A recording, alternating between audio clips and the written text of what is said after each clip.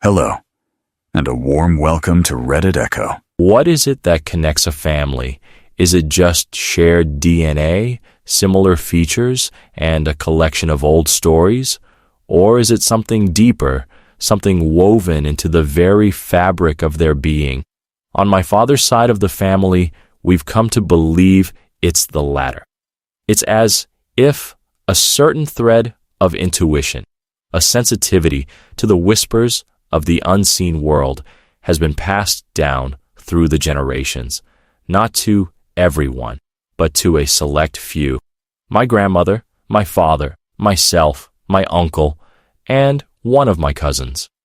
We are the ones who, every couple of months, experience something that defies easy explanation. We don't seek it out. It seeks us. Today, I want to share two of the most profound instances, stories that are forever etched into our family's history. The first story begins on a perfectly ordinary weekday morning a few years ago. My dad was going through his usual routine, getting ready for work. He was in the shower, the steam filling the room, when his mind's eye was suddenly hijacked. Behind his closed eyelids, he saw a flash of a military man, dressed in a sharp, formal Air Force uniform. It was so vivid, so clear. He shook his head, dismissing it as a random thought, but it happened again and again. Throughout his morning, the image of this war veteran would pop into his head, unbidden and persistent. As the day progressed, the vision was joined by a physical sensation. In his right thigh, he began to feel a strange, persistent pressure. He described it to me later as the exact feeling you get when you sit down with a thick wallet in your back pocket, that specific, localized discomfort. It was annoying, and it wouldn't go away. Meanwhile, miles away, I was having my own strange day. I was at work, trying to focus, but I kept getting distracted by a peculiar feeling in my own chest. It wasn't pain. It wasn't pressure. It was just a feeling, a heightened awareness right above my heart. A sense that something was there, or that my attention needed to be drawn to that spot. It was so odd and persistent that I finally called my dad on my break.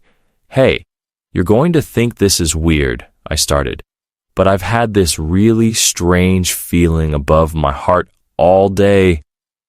I can't explain it." There was a long silence on the other end of the line.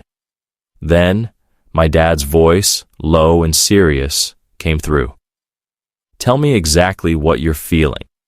After I did, he told me about his day, the flashes of the Air Force officer, the persistent pressure in his thigh. A cold understanding passed between us, even over the phone. This wasn't a coincidence. This was a pattern, a message. "We need to call your grandmother. Right now," he said. We got her on a three-way call. After the usual pleasantries, my dad cut to the chase. "Mom, we need to ask you something, and it's important. Were you touching something today at the house, or looking at something related to your father?" My great-grandfather was a sensitive subject for my grandma. She lost both her parents very young and had an especially deep bond with her dad. Talking about him often brought her to tears. The phone line went utterly silent. We could hear her soft breathing. After what felt like an eternity, her voice, thick with emotion, finally responded. "Yes," she whispered. "This morning, I was going through the old trunk in the attic. I found his things. I held his old wallet. I was looking at his service awards, the ones that are pinned right here," she said, tapping a spot above her heart. "And I was holding a photograph of him, dressed in his full Air Force uniform." A chill ran down my spine. the pressure in my dad's thigh, the wallet, the feeling above my heart, the service awards, the vision of the man in uniform. It was all there. We hadn't guided her or given her clues. We had simply described the sensations his memory, his physical artifacts, had imprinted upon us from miles away. It was a connection that transcended time and space, a silent conversation between the past and the present, mediated by the love of a daughter for her father. The second story goes back decades to when my dad was a little boy. He shared a small bedroom in the basement with my uncle. It was a crowded house with 6 kids, and space was a luxury. Their room was just down the hall from the basement TV room where my grandparents would unwind at night. One night, long after the kids had been put to bed, the house was shattered by a sound no parent ever wants to hear, the raw, terrified screams of a child. My grandparents rushed downstairs to find my father, then just 7 or 8 years old, sitting bolt upright in his bed, his face drenched in tears, his small body shaking uncontrollably. My grandmother gathered him in her arms, rocking him gently.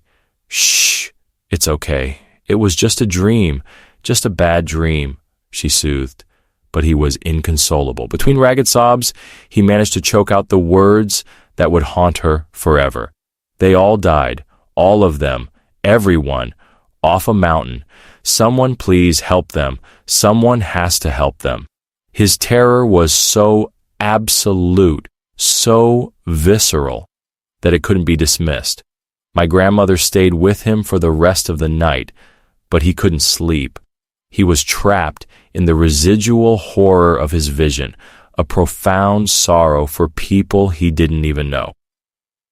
The next morning, as was her habit, my grandmother sat at the kitchen table with her cup of coffee and the morning newspaper. She unfolded it, and her blood ran cold. There, on the front page, was the headline detailing a horrific train crash. It had happened in the mountains of South America.